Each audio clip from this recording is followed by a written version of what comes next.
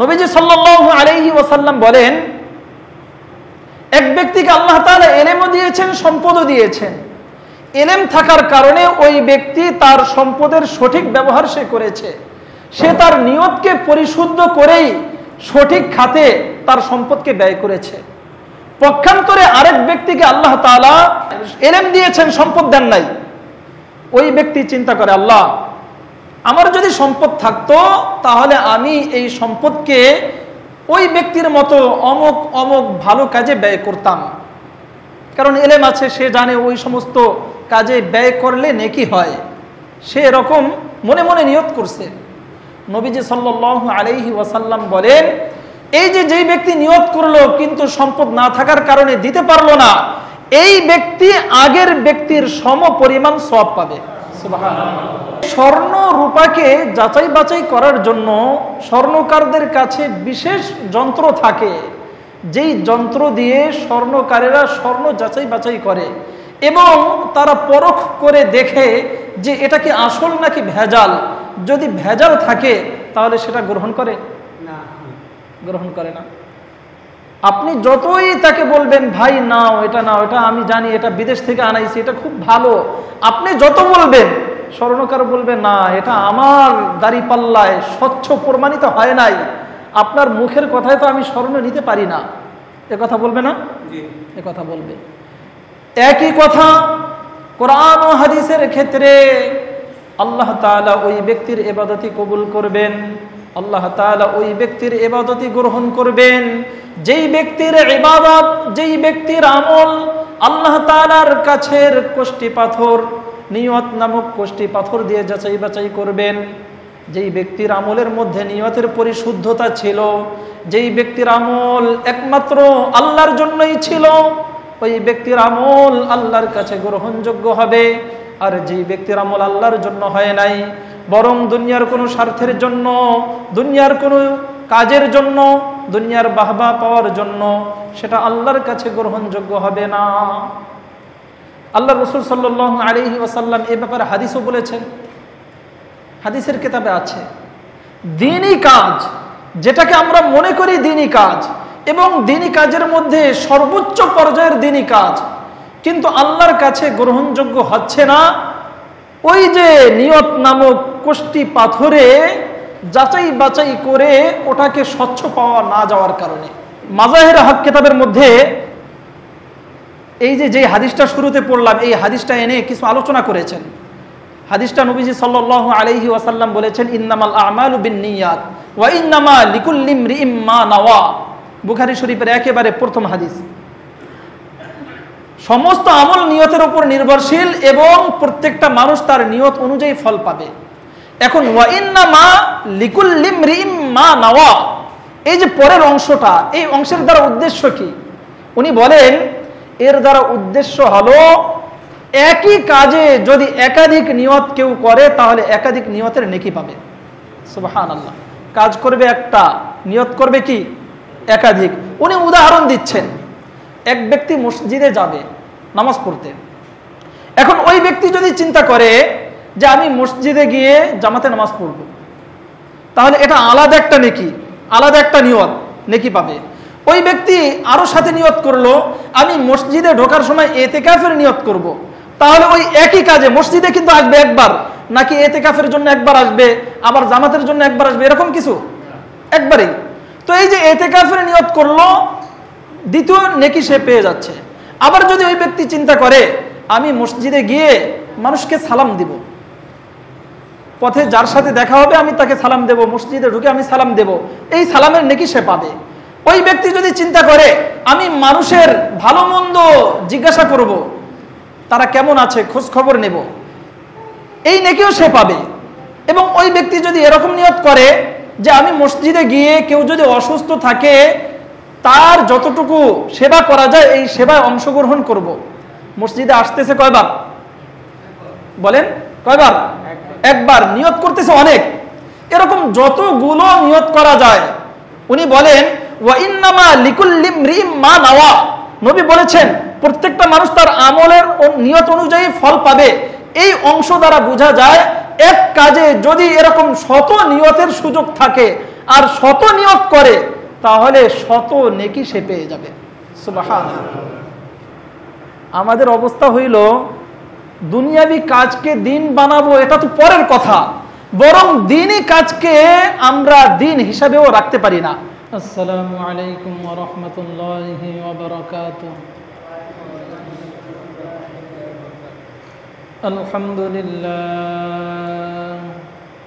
আলহামদুলিল্লাহ নাহমাদুহু ওয়া নাস্তাঈনুহু ওয়া নাস্তাগফিরুহু ওয়া নু'মিনু বিহি ওয়া নাতাওয়াক্কালু আলাইহি ওয়া নাউযু বিল্লাহি মিন শুরুরি আনফুসিনা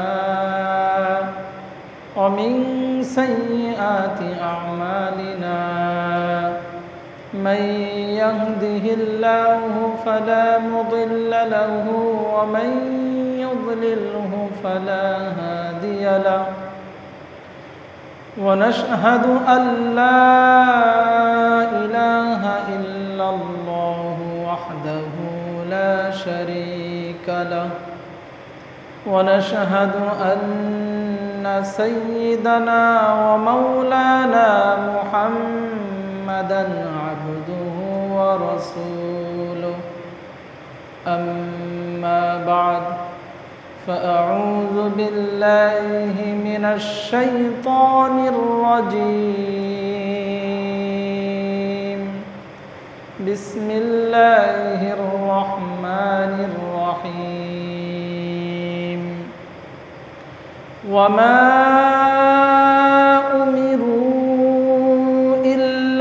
ليعبدوا الله مخلصين له الدين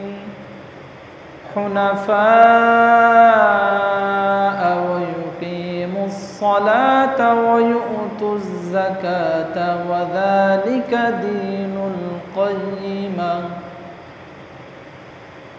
وقال تعالى: وإن تبدوا ما في أنفسكم أو تخفوه يحاسبكم به الله فيغفر لمن يشاء ويعذب من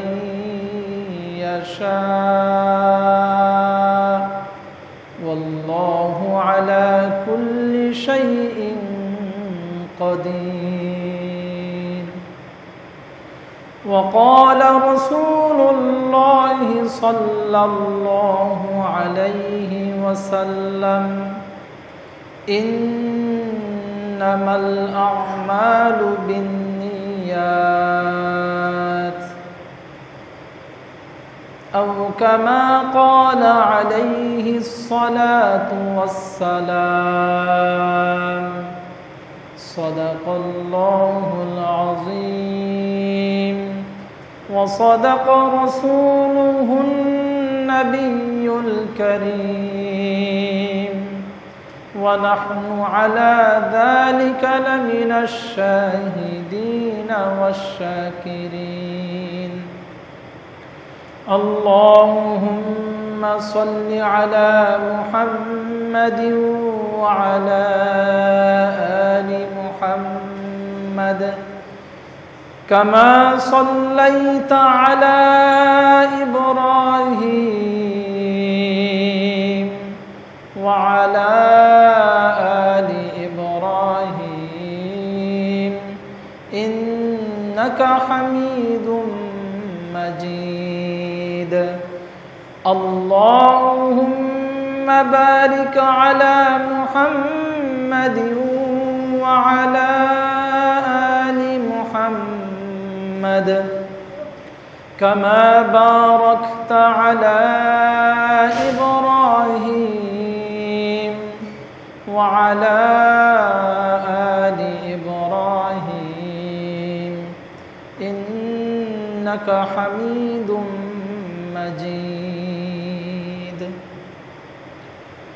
আলহামদুলিল্লাহ, আল্লাহ পাক রব্বুল আলামিনের দরবারে শুকরিয়া আদায় করছি, যেই মহান রব্বুল আলামিন বিগত জুমার ন্যায় আজকেও আমাদেরকে জুমার নামাজ পড়তে আসার তৌফিক দান করেছেন, আলহামদুলিল্লাহ।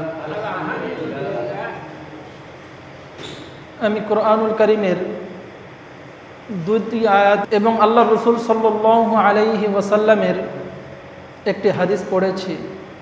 আল্লাহ তাআলা তৌফিক দিলে এই আয়াত ও হাদিস সামনে রেখে কিছু আলোচনা করব ইনশাআল্লাহ।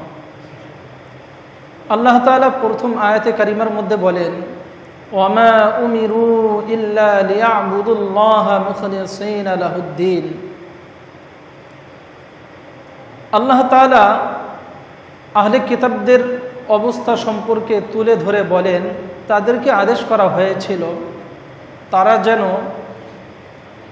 আল্লাহ তাআলার ইবাদত করে একনিষ্ঠভাবে, অর্থাৎ একমাত্র আল্লাহ তাআলার ইবাদত করে। হুনাফা, সব কিছু ছেড়ে দিয়ে, ওয়ায়ুকিমুস সালাহ, এবং তারা যেন নামাজ কায়েম করে, ওয়ায়ুতুজ যাকাত, এবং তারা যেন যাকাত দেয়। ওয়াযালিকা দীনুল কাইয়্যিমা। রব্বে কারীম বলেন, এটাই হলো সঠিক পথ। অর্থাৎ ইবাদত করতে হবে, নামাজ পড়তে হবে, যাকাত দিতে হবে শুধুমাত্র আল্লাহ তাআলার জন্য। অন্য কোনো উদ্দেশ্যে, কাউকে খুশি করার জন্য, কারো ভালো শোনার জন্য, বাহবা পাওয়ার জন্য করা যাবে না। এবং কোনো ইবাদত কাউকে খুশি করার জন্য করা যাবে না। ইবাদত করতে হবে একমাত্র আল্লাহর জন্য। আল্লাহ তাআলা এই আয়াতে কারিমার মধ্যে তার বান্দাদেরকে ইখলাস শেখাচ্ছেন। বান্দা যেন একনিষ্ঠভাবে আল্লাহ তাআলার জন্যই ইবাদত করে। যে কোনো ইবাদত, আমরা কোরবানি করেছি, কোরবানির ক্ষেত্রেও আমরা শুনেছি, বলেছি, কোরবানি কার জন্য করতে হয়? আল্লাহর জন্য করতে হয়। আল্লাহ তাআলা বিশেষভাবে আয়াতে কারিমা নাজিলও করেছেন, লা ইয়ানালুল্লাহা লুহুমুহা ওয়ালা দিমাউহা ওয়ালাকিন ইয়ানালুহুত তাকওয়া মিনকুম। আল্লাহ তাআলা সেখানে বলে দিয়েছেন যে তোমাদের কোরবানির পশুর কিছুই আমি আল্লাহর কাছে পৌঁছে না। কোরবানির পশুর রক্ত পৌঁছে না, কোরবানির পশুর গোশত পৌঁছে না, বরং পৌঁছে তোমাদের অন্তরের তাকওয়া। তোমরা কে কোন নিয়তে কোরবানি করেছো এটা পৌঁছে। এ কথা যেমনিভাবে কোরবানির জন্য প্রযোজ্য, একইভাবে সমস্ত ইবাদতের জন্য এই কথা প্রযোজ্য। আল্লাহ রাসূল সাল্লাল্লাহু আলাইহি ওয়াসাল্লাম হাদিসের মধ্যে বলেন, ইন্নামাল আমালু বিন্নিয়াত। নবীজি সাল্লাল্লাহু আলাইহি ওয়াসাল্লাম বলেন, সমস্ত আমল নিয়তের উপর নির্ভরশীল। ইন্নামাল আমালু বিন্নিয়াত ওয়া ইন্নামা লিকুল্লি ইমরিইম মা নাওয়া। এবং প্রত্যেকটা মানুষ তার নিয়ত অনুযায়ী ফল পাবে। এরপরে নবীজি সাল্লাল্লাহু আলাইহি ওয়াসাল্লাম বলেন, ফামান কানাত হিজরতুহু ইলাল্লাহি ওয়া রাসূলিহি ফাহিজরতুহু ইলাল্লাহি ওয়া রাসূলিহি। যে সমস্ত ব্যক্তির হিজরত হবে আল্লাহর জন্য, আল্লাহর রসুলের জন্য, তারা এর প্রতিদান আল্লাহ এবং আল্লাহর রসুলের কাছ থেকে পেয়ে যাবে। ওমান কানাত হিজরতুহু ইলা দুনিয়া ইউসিবুহা। আর যারা হিজরত করবে দুনিয়া কামাইয়ের জন্য, তারা হয়তো সেটাও পেয়ে যাবে। নবীজি সাল্লাল্লাহু আলাইহি ওয়াসাল্লাম এখানে এমন একটা পরশ পাথরের কথা উল্লেখ করেছেন যে এই পরশ পাথর দিয়ে শরীয়তের প্রত্যেকটা ইবাদতকে যাচাই বাছাই করা হবে। পরশ পাথর তো আমরা চিনি, নাম শুনেছি। চিনি মানে কি? নাম শুনেছি। যে পরশ পাথর আছে, ওই পাথর লোহায় ধরলে লোহাও কি হয়ে যায়? স্বর্ণ হয়ে যায়। এরকম আমরা শুনেছি। আদৌ এই পাথর আছে কি না আল্লাহ ভালো জানেন। কিন্তু আমরা এগুলো অনেক শুনেছি, আপনারাও শুনেছেন যে পরশ পাথর নামে একটা পাথর আছে, যেই পাথর লোহায় ধরলে লোহাও স্বর্ণ হয়ে যায়। এটা থাক বা না থাক, বিষয়টা তো আমরা শুনেছি। তো এটা বাদ দিয়ে ভিন্ন একটা জিনিস বলি আমরা। স্বর্ণরূপা যাচাই বাছাই করার জন্য আলাদা জিনিস আছে না, যেটা দিয়ে স্বর্ণরূপা যাচাই বাছাই করা হয়? ওই জিনিসটা স্বর্ণের সাথে টাচ করলে ধরলে স্বর্ণকাররা বুঝতে পারে এটা খাঁটি নাকি ভেজাল? কষ্টি পাথর, যে পাথরেই নাম হোক। তো এই যে স্বর্ণ রূপাকে যাচাই বাছাই করার জন্য স্বর্ণকারদের কাছে বিশেষ যন্ত্র থাকে, যেই যন্ত্র দিয়ে স্বর্ণকারেরা স্বর্ণ যাচাই বাছাই করে এবং তারা পরখ করে দেখে যে এটা কি আসল নাকি ভেজাল। যদি ভেজাল থাকে তাহলে সেটা গ্রহণ করে না, গ্রহণ করে না। আপনি যতই তাকে বলবেন ভাই নাও, এটা নাও, এটা আমি জানি, এটা বিদেশ থেকে আনাইছি, এটা খুব ভালো, আপনি যত বলবেন, স্বর্ণকার বলবে না, এটা আমার দাঁড়িপাল্লায় স্বচ্ছ প্রমাণিত হয় নাই, আপনার মুখের কথায় তো আমি স্বর্ণ নিতে পারি না, এ কথা বলবে না? এ কথা বলবে। একই কথা কোরআন ও হাদিসের ক্ষেত্রে আল্লাহ তাআলা ওই ব্যক্তির ইবাদতই কবুল করবেন, আল্লাহ তাআলা ওই ব্যক্তির ইবাদতই গ্রহণ করবেন যেই ব্যক্তির ইবাদত, যেই ব্যক্তির আমল আল্লাহ তাআলার কাছের কষ্টি পাথর, নিয়ত নামক কষ্টি পাথর দিয়ে যাচাই বাছাই করবেন।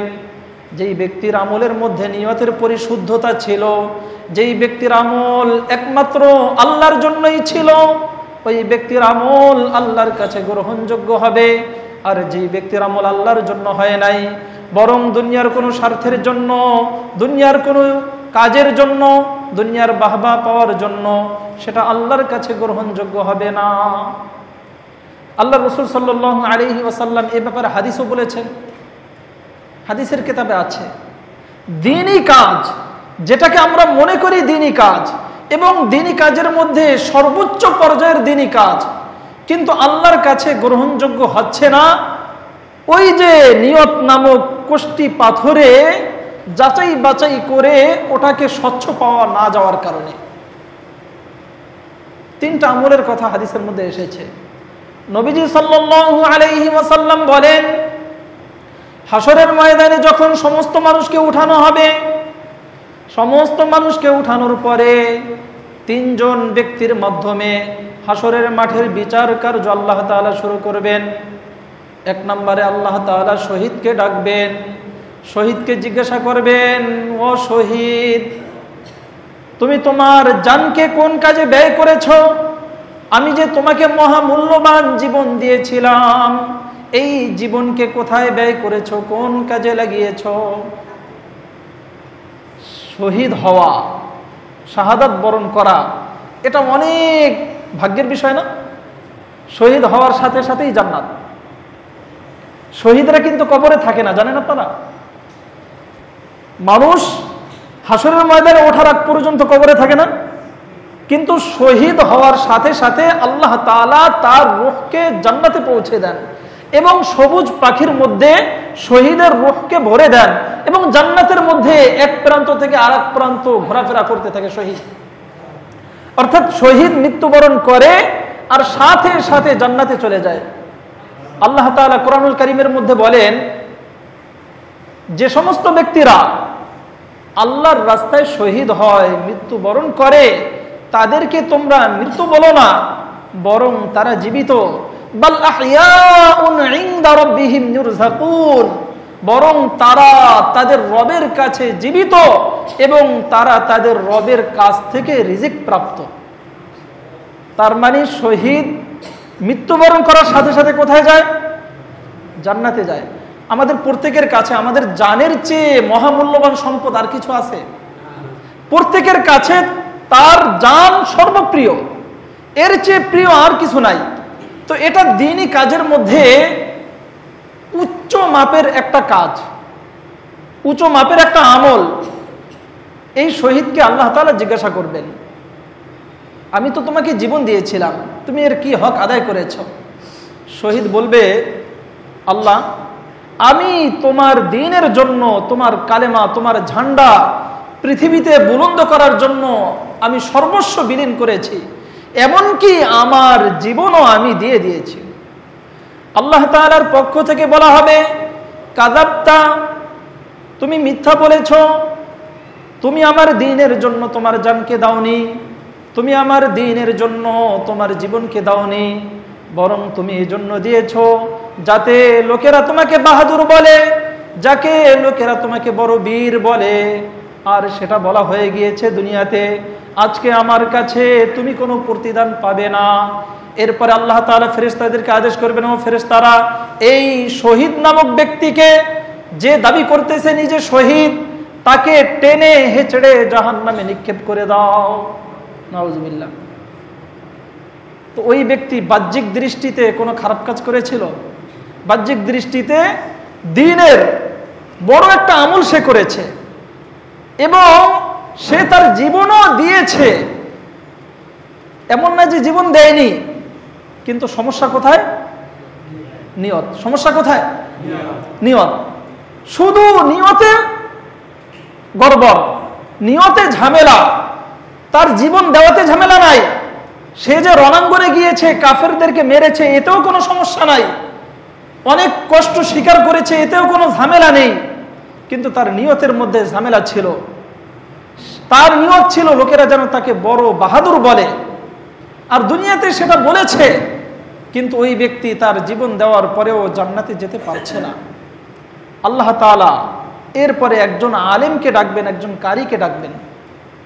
একই প্রশ্ন তাকেও করা হবে, আমি যে তোমাকে ইলম দিয়েছিলাম, তোমাকে কোরআন শিখিয়েছিলাম, তুমি এর কতটুকু হক আদায় করেছো? সে বলবে, আল্লাহ, আমি এর পরিপূর্ণ হক আদায় করেছি। আমি মানুষদেরকে দ্বীনি কথাবার্তা বলেছি, আমি সুন্দরভাবে কোরআন তেলাওয়াত করেছি। আল্লাহর পক্ষ থেকে একইভাবে বলা হবে, কাযাবতা, তুমি মিথ্যা বলেছ। বরং তুমি যে কোরআন তেলাওয়াত করেছো, লোকেরা যেন তোমাকে ভালো কারি বলে, এজন্য তুমি কোরআন তেলাওয়াত করেছো। তুমি যে সুন্দর বক্তৃতা দিয়েছো, এটা এজন্যই দিয়েছিলে যেন লোকেরা তোমাকে বড় বক্তা বলে, যেন লোকেরা তোমাকে বড় ওয়াইজ বলে, যেন লোকেরা তোমাকে বড় আলেম বলে। তুমি এজন্য সুন্দর সুন্দর কথা বলেছো। এখানে বড় চিন্তার বিষয়, ওই ব্যক্তি কিন্তু মিথ্যা কথা বলেনি, অর্থাৎ মানুষদেরকে বুঝিয়েছে, এরকম কোনো কথা বুঝায় নাই যেটা কোরআন বিরোধী। কোরআনের কথাই সে বলেছে, আলেম কোরআনের কথাই বলেছে, এবং কারি কোরআনুল কারীমই তেলাওয়াত করেছে, সব কিছু ঠিক।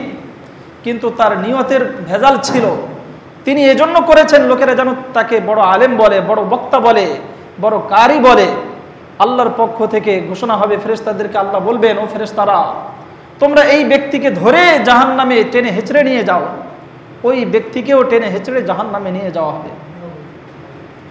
তৃতীয় ধাপে আল্লাহ তাআলা একজন দাতাকে, দানবীরকে ডাকবেন। দানবীরকে ডেকে বলবেন, তোমাকে যে এত ধন সম্পদ দিয়েছি, এই ধন সম্পদের কতটুকু হক আদায় করেছ? ওই দানবীরও তার স্বীকারোক্তি দেবে, আল্লাহ, আমাকে যে ধন সম্পদ দিয়েছেন, ধন সম্পদের পরিপূর্ণ হক আমি আদায় করেছি। অমুক জায়গায় মসজিদ বানিয়েছি, অমুক জায়গায় মাদ্রাসা বানিয়েছি, অমুক জায়গায় গরিবদেরকে দান করেছি, অমুকের মেয়ে বিয়ে দিতে পারে নাই, আমার টাকা দিয়ে বিয়ে দেওয়ার ব্যবস্থা করেছি। এরকম তার কাছে যা যা আছে সব সে বলবে। আল্লাহ একই কথা তাকে বলবেন, কাযাবতা, তুমি মিথ্যা বলেছ। তুমি যে এই টাকা পয়সা খরচ করেছো সব ঠিক আছে, কিন্তু এজন্য করেছো যেন লোকেরা তোমাকে বড় দানবীর বলে, লোকেরা যেন তোমাকে জামানার হাতেম তাই বলে, তুমি এজন্য করেছো। আর এটা দুনিয়াতে হয়ে গেছে, আজকে আমার কাছে কোনো প্রতিদান তুমি পাবে না। ফেরেশতাদেরকে আল্লাহ তাআলা একইভাবে ঘোষণা করবেন, ও ফেরেশতারা, যাও যাও, এই ব্যক্তিকে টেনে হেঁচড়ে জাহান্নামে নিয়ে যাও। ওই ব্যক্তিকেও টেনে হেঁচড়ে কোথায় নেওয়া হবে? জাহান্নাম। কিতাবের মধ্যে আছে, সাইয়্যিদুনা আবু হুরায়রা রাদিয়াল্লাহু আনহু এই হাদিস বর্ণনা করতে গিয়ে তিনবার বেহুশ হয়ে গেছেন। 3 বার হাদিস বর্ণনা করবেন, সাহাবীদেরকে ডাকছেন, শোনো, আমি একটা হাদিস বলবো তোমাদেরকে, যেটা আমি নবীর কাছে শুনেছি। যখন হাদিস বর্ণনা শুরু করেছেন, সাথে সাথে সেন্সলেস, হুশ নাই, আবার হুশে আসছে। আবার উনি খুব মজবুতির সাথে চিন্তা করছেন, হাদিসটা তো বলা লাগবে, শোনানো লাগবে। আবার যখন হাদিস বর্ণনা শুরু করছেন, আবার একই অবস্থা, বেহুশ। এভাবে 3 বার বেহুশ হওয়ার পরে এই হাদিস তিনি বর্ণনা করেছেন। বড় চিন্তার বিষয়, আজকে আমরা প্রতিটা সেক্টরের ব্যক্তিরা, যেই সেক্টরে দ্বীনি কাজ করি, আমরা 5 ওয়াক্ত নামাজের সাথেও অন্যান্য দ্বীনি কাজের সাথে যুক্ত থাকি না? থাকি। কেউ হয়তো দানবীর, দান সদকা বেশি করি, আল্লাহ তাআলা ধন সম্পদ দিয়েছেন। কেউ হয়তো দাওয়াত ও তাবলীগের লাইনে কাজ করি, কেউ হয়তো ওয়াজ নসিহতের দিকে আমরা আগাই, এক একজনে এক একভাবে আমরা ইবাদত করতে থাকি। আমাদের বড় চিন্তার বিষয়, আমরা সঠিক কাজ করার পরেও যদি নিয়তের ভেজাল থাকে তাহলে বিন্দু পরিমাণ নেকির আশা করা যায় না, বরং ঠিকানা কোথায়? জাহান্নামে। আর যদি নিয়তের পরিশুদ্ধতা থাকে তাহলে একেবারে ছোট্ট আমল, ছোট্ট, যেটা মানুষ গণায় ধরে না, যেটা মানুষের কাছে অনেক বড় আমল হিসাবে বুঝে আসে না, ওই আমলের কারণেও ওই ব্যক্তি নাজাত পেয়ে যাবে নিয়তের পরিশুদ্ধতার কারণে। হাদিসের মধ্যে নবীজি সাল্লাল্লাহু আলাইহি ওয়াসাল্লাম বলেন, নিয়তের কারণে মানুষ কি পরিমাণ নেকি পায়। নবী বলেন, আল্লাহ তাআলা এক ব্যক্তিকে ইলম দান করেছেন এবং সম্পদ দান করেছেন। আল্লাহ তাআলা কি করেছেন? ইলম এবং সম্পদ দান করেছেন একসাথে। ইলম এবং সম্পদ একসাথে একত্রিত হয় খুব কম। যাকে ইলম দেওয়া হয় তাকে সম্পদ দেওয়া হয় না, যাকে সম্পদ দেওয়া হয় তাকে ইলম দেওয়া হয় না। কিন্তু খুব কম সংখ্যক এমন লোক পাবেন যাকে ইলমও দেওয়া হয় সাথে সাথে সম্পদও দেওয়া হয়। নবীজি সাল্লাল্লাহু আলাইহি ওয়াসাল্লাম বলেন, এক ব্যক্তিকে আল্লাহ তাআলা ইলমও দিয়েছেন, সম্পদও দিয়েছেন। ইলম থাকার কারণে ওই ব্যক্তি তার সম্পদের সঠিক ব্যবহার সে করেছে, সে তার নিয়তকে পরিশুদ্ধ করেই সঠিক খাতে তার সম্পদকে ব্যয় করেছে। পক্ষান্তরে আরেক ব্যক্তিকে আল্লাহ তাআলা ইলম দিয়েছেন, সম্পদ দেন নাই। ওই ব্যক্তি চিন্তা করে, আল্লাহ, আমার যদি সম্পদ থাকতো তাহলে আমি এই সম্পদকে ওই ব্যক্তির মতো অমুক অমুক ভালো কাজে ব্যয় করতাম। কারণ ইলম আছে, সে জানে ওই সমস্ত কাজে ব্যয় করলে নেকি হয়, সে এরকম মনে মনে নিয়ত করছে। নবীজি সাল্লাল্লাহু আলাইহি ওয়াসাল্লাম বলেন, এই যে যেই ব্যক্তি নিয়ত করলো কিন্তু সম্পদ না থাকার কারণে দিতে পারলো না, এই ব্যক্তি আগের ব্যক্তির সম পরিমাণ সওয়াব পাবে। সুবহানাল্লাহ, সম পরিমাণ সওয়াব। কারণ এই ব্যক্তির মনে বড় আশা, সম্পদ থাকলে সে দান করত, সম্পদ থাকলে সে অমুককে সহযোগিতা করত, সম্পদ থাকলে সে দ্বীনি কাজে এগিয়ে আসতো, কিন্তু সম্পদ না থাকার কারণে সে পারেনি। তাহলে এই হাদিস দ্বারা বোঝা যায়, সম্পদ না থাকার পরেও নিয়তের পরিশুদ্ধতার কারণে, নিয়ত থাকার কারণে আসলে আমি অমুক দ্বীনি কাজে ব্যয় করব, নেকি পাওয়া যায় কিনা? পক্ষান্তরে নবী বলেন, এক ব্যক্তি এমন যাকে সম্পদ দেওয়া হয়েছে, ইলম দেওয়া হয় নাই, ওই ব্যক্তি তার সম্পদকে আল্লাহর নাফরমানিতে ব্যয় করলো। আরেক ব্যক্তি এমন যাকে ইলমও দেওয়া হয় নাই, সম্পদও দেওয়া হয় নাই, ওই ব্যক্তি চিন্তা করলো, আমার যদি সম্পদ থাকতো তাহলে আমি এই ব্যক্তির মতো নাফরমানিতে ব্যয় করতাম, আমি সুদে লাগাইতাম, আমি ঘুষ খাইতাম, আমি অমুক জায়গায় এইভাবে ব্যয় করতাম, নাফরমানি যা আছে আমি করতাম। এরকম চিন্তা ভাবনা করলো। আসে না অনেক মানুষের অন্তরে এরকম চিন্তা ভাবনা, যে আমার যদি টাকা পয়সা থাকতো তাহলে অমুকে যেভাবে তার মেয়েকে একেবারে যেভাবে সাজাইয়া বিবাহ দিচ্ছে, আমার মেয়েকে সেভাবে সাজাইয়া বিবাহ দিতাম। সে শরীয়তের ধার ধারে না, সে চিন্তা করে গান বাজনা বাজাতে হয় বিবাহের মজলিসে, বড় ডেকসেট আনলে মনে হয় যে তার বেশি টাকা আছে, এখন নাই দেখে সে ওটা করতে পারে না, চিন্তা করতেছে আমার টাকা থাকলে আমি ওরকম করতাম। নবী বলেন, যেই ব্যক্তির টাকা থাকার কারণে নাফরমানি করেছে আর যেই ব্যক্তির টাকা না থাকার কারণে নিয়ত করেছিল থাকলে এমন করত, ওই ব্যক্তির সম্পদশালী ব্যক্তির সমপরিমাণ গুনাহ হবে। নাউজুবিল্লাহ। তাহলে এখানে কি বোঝা গেল? নিয়তের কারণে নেকি পাওয়া যাচ্ছে, আবার নিয়তের সমস্যার কারণে গুনাহ হচ্ছে। কারণ ওই ব্যক্তির সম্পদ নাই, সে গুনার কাজে ব্যয় করতে পারতেছে না, কিন্তু তার নিয়ত ছিল আমার সম্পদ থাকলে আমি এরকম মাইক ভাড়া করতাম, আমি এরকম ডেক্সে আনতাম, আমি এরকম নাফরমানি করতাম, আবার মেয়েও নাচায় বিভিন্ন সময় শুনি, আবার মদের আসরও বসায় বিভিন্ন জিনিস শুনি, এরকম চিন্তা ভাবনা করেছে, সম্পদ থাকলে এটা করত। আল্লাহ রসুল বলেন, সম্পদ না থাকার পরেও নিয়তের কারণে এই ব্যক্তির কি হবে? গুনাহ হবে। কি হবে? গুনাহ হবে। তাহলে নিয়তের ভেজালে এক ব্যক্তি গুনার মধ্যে পড়ে যাচ্ছে, আর নিয়তের পরিশুদ্ধতার কারণে এক ব্যক্তি সম্পদ না থাকার পরেও নেকি পাচ্ছে। এজন্য আমাদের বড় চিন্তা করে চলতে হবে। আমরা তো প্রত্যেকেই মুসলমান, আমরা চিন্তা করি আমরা জান্নাতে যাব, এই চিন্তা কিন্তু আমাদের সবার আছে, আছে না? সবার আছে। আমরা চিন্তা করি আমরা জাহান্নাম থেকে বাঁচবো, এটা আমাদের চিন্তা, এটা আমাদের অন্তরের ইচ্ছা, কিন্তু আমাদের কাজকর্ম দেখলে এটা বোঝা যায় না যে আসলেই আমি জান্নাতে যাওয়ার পথে হাঁটছি, আসলেই আমি জাহান্নাম থেকে বাঁচার চেষ্টা করছি। এজন্য আমাদের নিয়তের ক্ষেত্রে বড় সচেতন হতে হবে।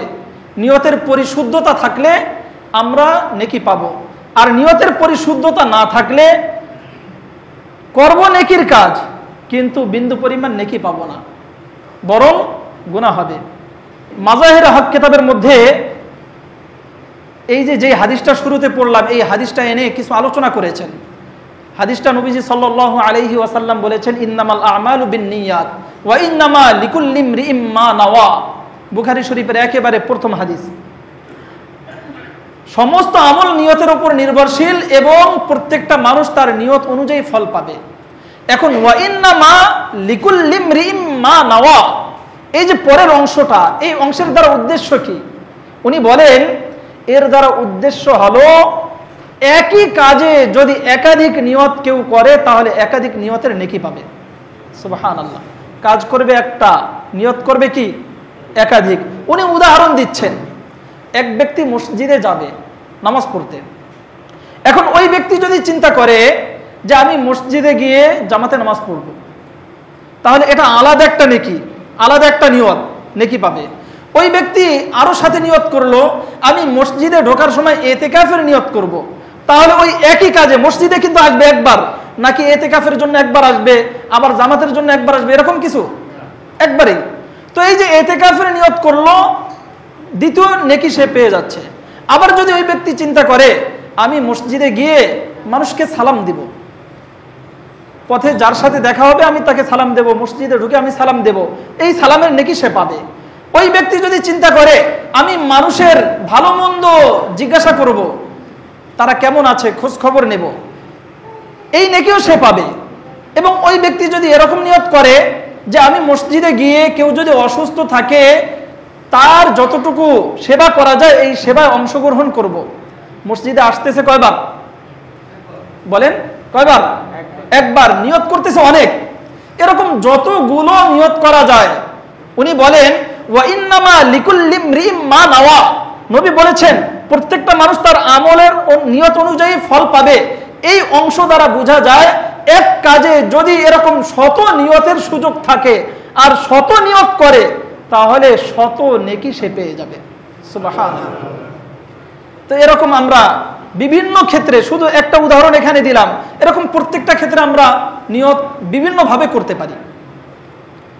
অনেক সময় আমরা মসজিদে এসে 2 রাকাত সালাতুল হাজত পড়ি, দুখুলুল মসজিদ পড়ি, তাহিয়াতুল উজু পড়ি না? আমরা অনেক সময় সুন্নত পড়ি। তো আমি আপনাদেরকে আগেও শুনিয়েছি, কোনো ব্যক্তি সুন্নতে দাঁড়াইলে মসজিদে আইসা সাথে সাথে সে যদি চিন্তা করে আমি এটা সালাতুল হাজত পড়তেছি, আমি দুখুলুল মসজিদ পড়তেছি, আমি তাহিয়াতুল উজু পড়তেছি, নামাজ পড়তেছে একটা, নিয়ত করতেছে কয়েকটা নফলের, নামাজ পড়তেছে একটা, নিয়ত করতেছে একাধিক। উসুলে ফিকহের মধ্যে আছে ওই ব্যক্তি যতগুলো নিয়ত করবে ততগুলো নেকি সে আলাদা আলাদা পাবে। সুবহানাল্লাহ। তো এভাবে নিয়তের কারণে অনেক সময় এমন হয় দ্বীনি কাজ বদ্দিন হয়ে যায়, আবার নিয়তের কারণেই অনেক দুনিয়াবি কাজ এটা দ্বীনি কাজে রূপান্তরিত হয়ে যায়। শাইখুল হাদিস জাকারিয়া রহমাতুল্লাহি আলাইহি উনি একটা ঘটনা উল্লেখ করেছেন। উনি বলছেন যে এক ব্যক্তি দিল্লির কোন জায়গায় যেন বলছে যে ওই জায়গায় থাকতো, তো ওই ব্যক্তির নামে মার্ডার কেস হয়েছে। মার্ডার কেস হয় না? মার্ডার কেস হয়েছে।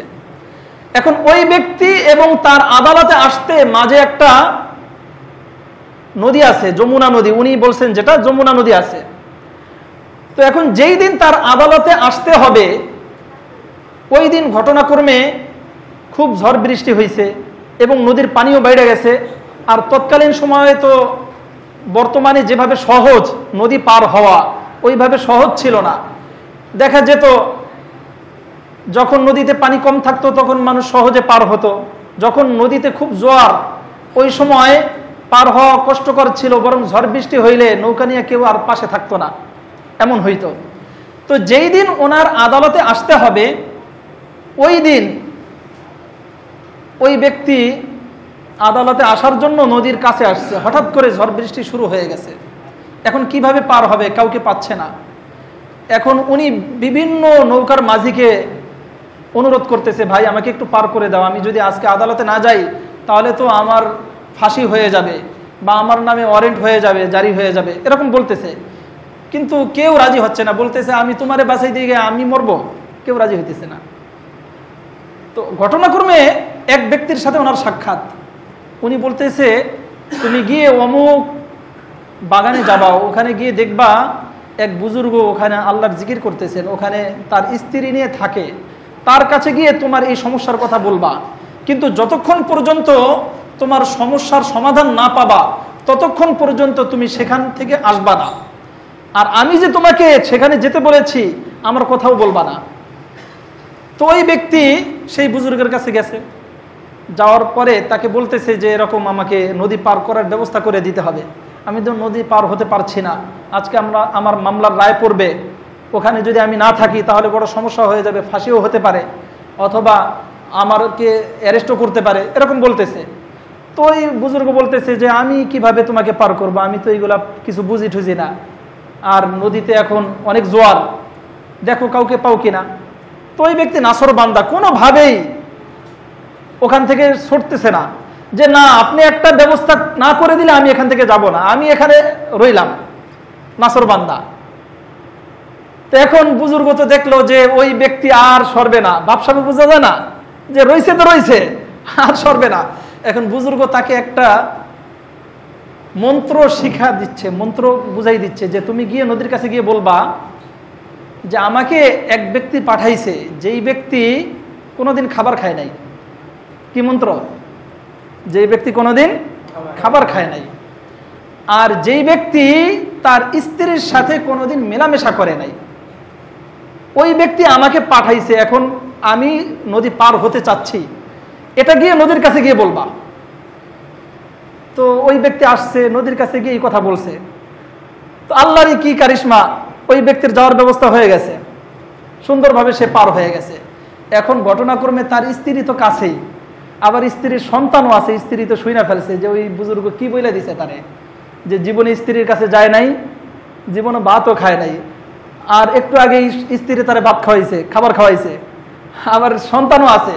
এখন স্ত্রী তো খুব ঝগড়া শুরু করে দিছে যে তুমি এটা কি কইলা, এত বড় মিথ্যা কথা, যে তুমি আমার কাছেও আসো নাই, তাইলে এই সন্তান আসলো কোত্থেকে, আবার তুমি খাবার খাও না, একটু আগে তোমার খাবার খাওয়াইলাম, এত বড় মিথ্যা কথা পাইছো, আর সবাই তোমার বুজুর্গ মনে করে, যা বলতে পারে। স্ত্রী তো বুজুর্গের উপর একেবারে মাথায় চড়ে বসছে, যা পারে মুখ দিয়ে বলতেছে। এখন কোনোভাবে তো তারে বোঝানো যাচ্ছে না। পরে বুজুর্গ বলতেছে, আচ্ছা তুমি চুপ করো, শোনো আগে আমার কথা। দেখো হাদিসে আছে এবং আমি আলেমদের মুখে শুনেছি, যখন কোনো দুনিয়াবি কাজ নিয়তকে পরিশুদ্ধ করে আল্লাহর জন্য করে, তখন আর ওইটা দুনিয়াবি কাজ থাকে না, ওইটা আল্লাহর জন্য হয়ে যায়, ওইটা তার নিজের জন্য হয় না, এবং ওই কাজের নেকি সে পায়, এবং সেটা আখিরাতের কাজ হয়। দুনিয়াবি কাজ নিয়তের পরিশুদ্ধতার কারণে দুনিয়াবি থাকে না, আখিরাতের হয়ে যায় এবং আল্লাহর জন্য হয়ে যায়, তার প্রতিদান পায়। আমি যখন থেকে এই হাদিস শুনেছি, যখন থেকে আলেমদের কাছে একথা শুনেছি, তখন থেকে কোনোদিন আমি দুনিয়াবি কাজ আমার নফসের জন্য করিনি, বরং আল্লাহর জন্য করেছি। আমি যে বিবাহ করেছি, আমি যে তোমার কাছে গিয়েছি, এটা তোমার চাহিদা পূরণ, এটা আমার উদ্দেশ্য ছিল না। কারণ আমি দেখেছি যে তোমার উপর আল্লাহ আমার উপর হক দিয়েছে, তোমার ওই হক আদায়ের জন্য আমি গিয়েছি, আল্লাহর সন্তুষ্টির জন্য গিয়েছি। এজন্য আমি যেহেতু হাদিস জানি, শুনেছি, অতএব আমার এই কাজটা আমার নিজের কাজ না, এটা আখিরাতের কাজ হয়েছে, যার ফলে আমি বলেছি যে আমি কোনোদিন স্ত্রীর কাছে যাই নাই, কারণ আমি তো আখিরাতের কাজ করছি, আমার নিজের কাজ তো করি নাই। এবং ওই যে খাবারের কথা বললাম, ওই খাবারটাও যখনই আমি খেয়েছি তখনই আমার নিয়ত ছিল আমি এই খাবারের শক্তির মাধ্যমে ইবাদত করব। আমি এই খাবার খেয়ে যেই শক্তি হবে এই শক্তির মাধ্যমে আমি দিনই কাজ করব, তাহলে এটাও তো ওই হাদিস অনুযায়ী আমার নিজের জন্য হয় নাই, অতএব আমি খাবার খাই নাই। এরপরে শাহেখ জাকারিয়া রহমতুল্লাহি আলাইহি আরেকটা ঘটনা সামনে উল্লেখ করেছেন। উনি বলছেন যে একটা নদী ছিল, নদীর এপারে এক বুজুর্গ বসবাস করতেন, ওপারে আরেক বুজুর্গ বসবাস করতেন। এক বুজুর্গ তার স্ত্রী নিয়ে থাকতেন, আরেক বুজুর্গ একাকী ইবাদত করতেন। এখন একবার এক বুজুর্গ যে স্ত্রী নিয়ে থাকেন, উনি খাবার পাকিয়ে তার স্ত্রীকে বলতেছেন যে তুমি ওই বুজুর্গের কাছে এই খাবারটা দিয়ে আসো, দেওয়ার ব্যবস্থা করো। এখন স্ত্রী বলতেছে এত বড় নদী আমি কিভাবে পার হব? তখন তাকে মন্ত্র ওই শিক্ষা দিচ্ছে আগের মন্ত্রের মতো, যে তুমি নদীর কাছে গিয়ে বলবা যে আমাকে এমন লোক পাঠাইছে যে স্ত্রীর কাছে আসে নাই, এটা বলবা। তো ওই মহিলা গিয়ে বলছে ঠিকই, রাস্তা হয়ে গেছে, পার হয়েছে, ওই পাশের বুজুর্গকে গিয়ে খাবার খাওয়াইছে। এখন ওই পাশের বুজুর্গকে খাবার খাওয়ানোর পরে এই মহিলা পেরেশান, মন্ত্র শিখছে যাওয়ার, আসার মন্ত্র তার শিখে নাই, আসবে কিভাবে? এই অবস্থা দেখে ওই পাশের বুজুর্গ বলতেছে কি টেনশনে আছেন আপনি, সমস্যা কি? পরে বলতেছে আমার স্বামী তো আমার এই মন্ত্র শিখাইছিল, আমি তো আসছি মন্ত্র শিখে, কিন্তু যাব কিভাবে?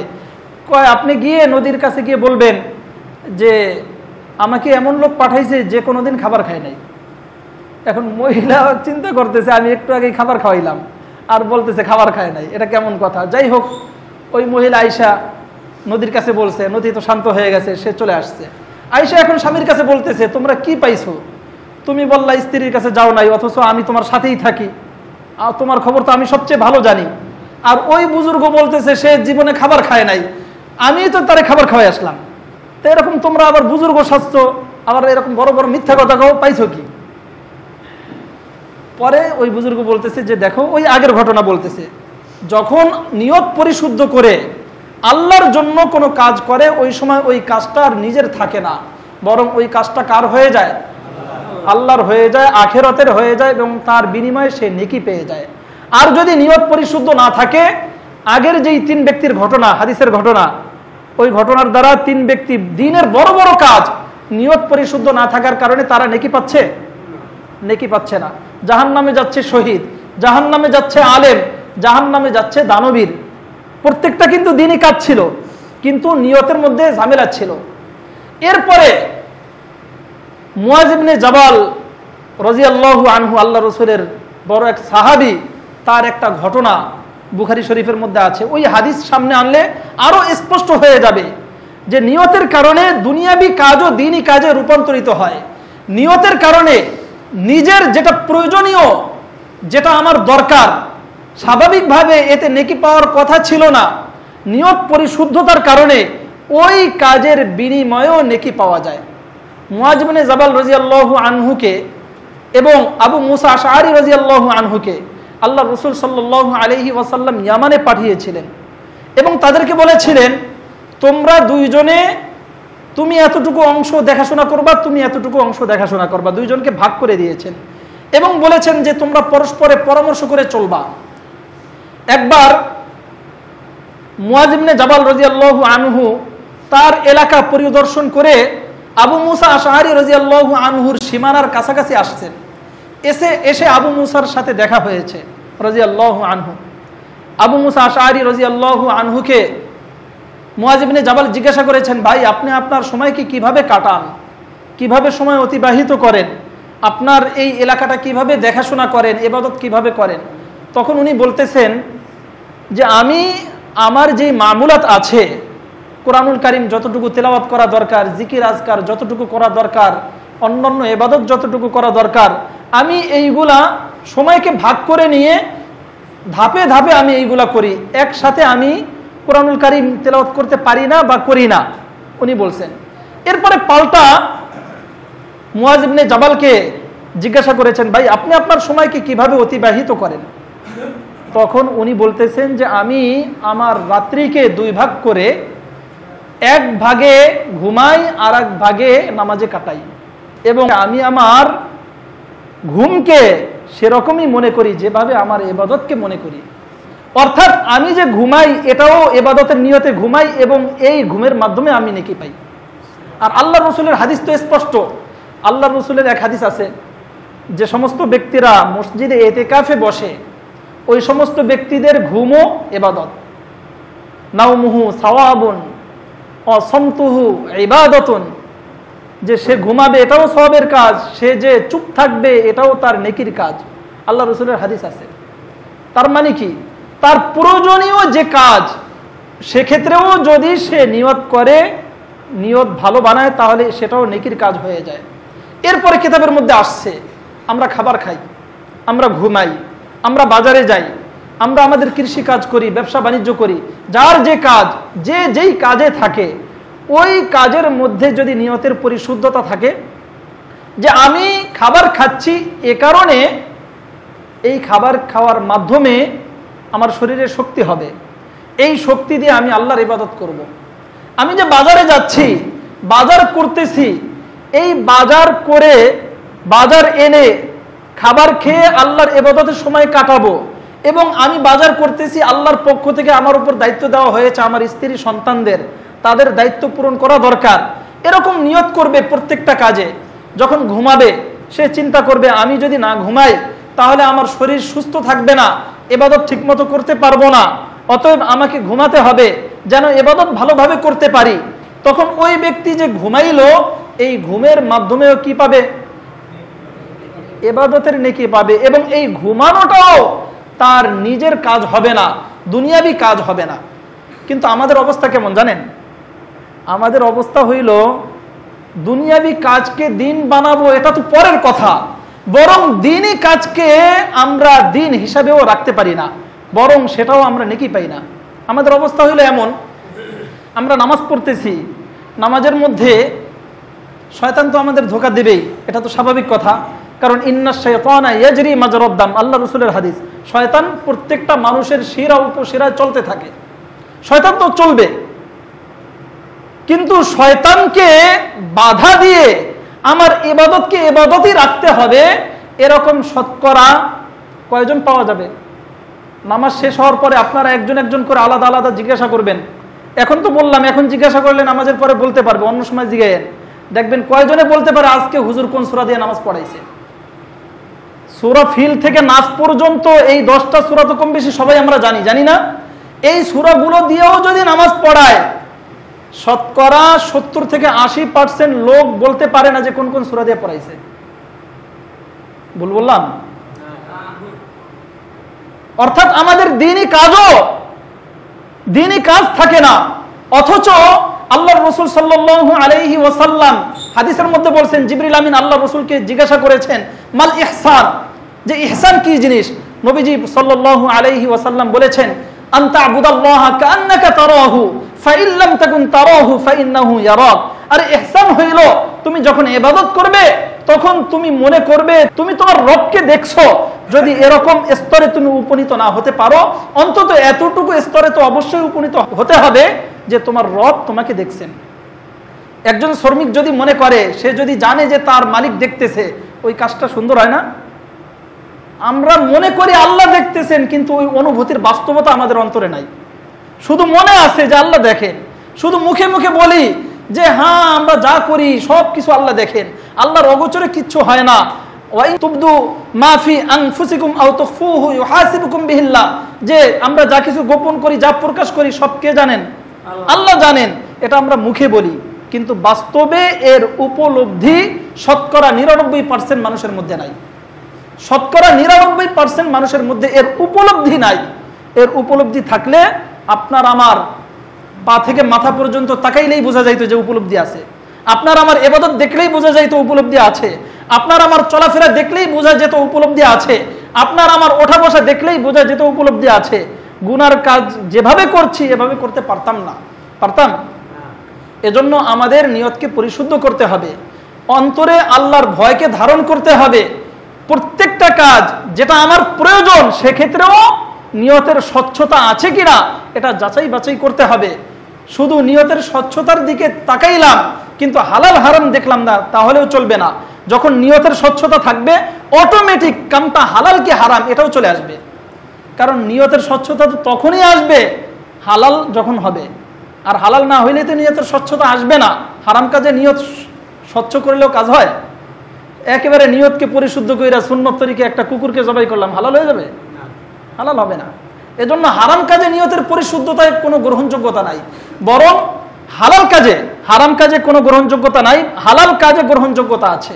আমরা আমাদের নিয়তের পরিশুদ্ধতা করব হালাল কাজের ক্ষেত্রে, সর্বক্ষেত্রে আল্লাহর হুকুমকে লক্ষ্য রাখার চেষ্টা করব, আল্লাহ রসুলের সুন্নত তরিকা অনুযায়ী করার চেষ্টা করব।